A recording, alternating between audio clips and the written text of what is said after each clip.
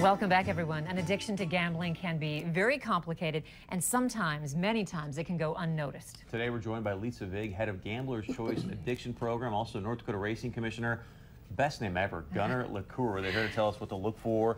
If you or someone you know, obviously, is addicted to gambling, I guess the biggest question I have for you guys is, when I would go to Vegas and Tahoe, I would love to throw the dice, play some craps. So what's that distinction between, okay, this is just sheer entertainment versus, oh my gosh, I've got a problem?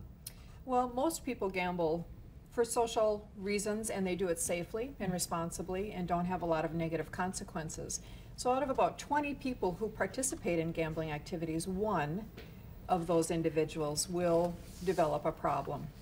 And there's a big continuum of problem gambling all the way up to pathological or addictive gambling.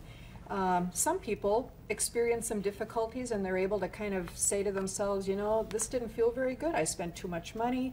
I didn't like that experience, and kind of step back, and they're able to readjust their gambling behaviors.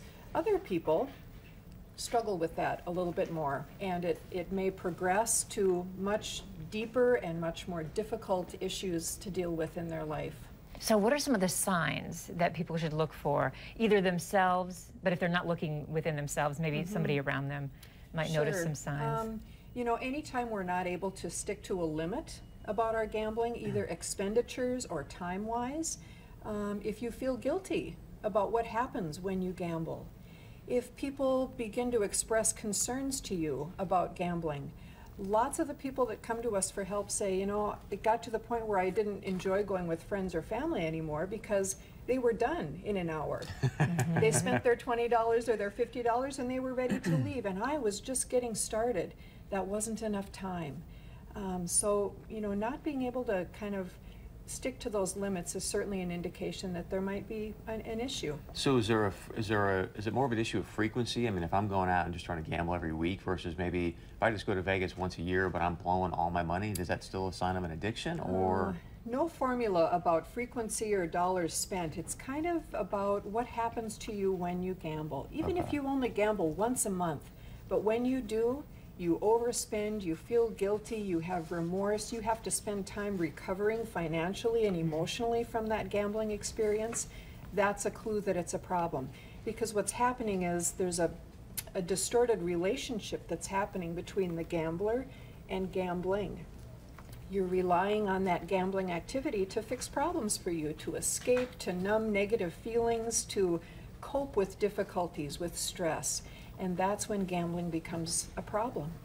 We have a Facebook question from, let's see, Rebecca. How do you get them to realize they have an addiction without getting them offended or defensive? How do you get them to stop?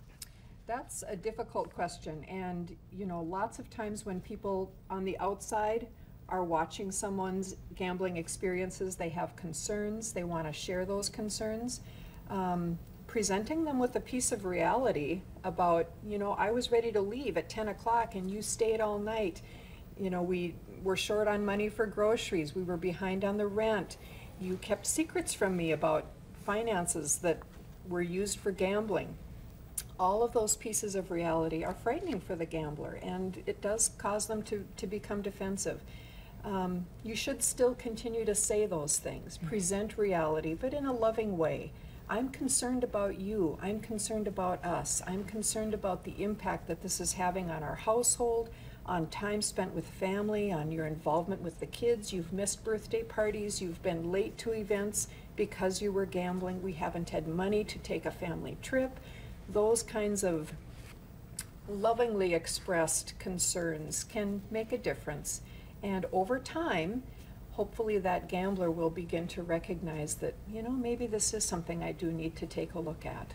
All right, much more on this topic when we come back. Stay close.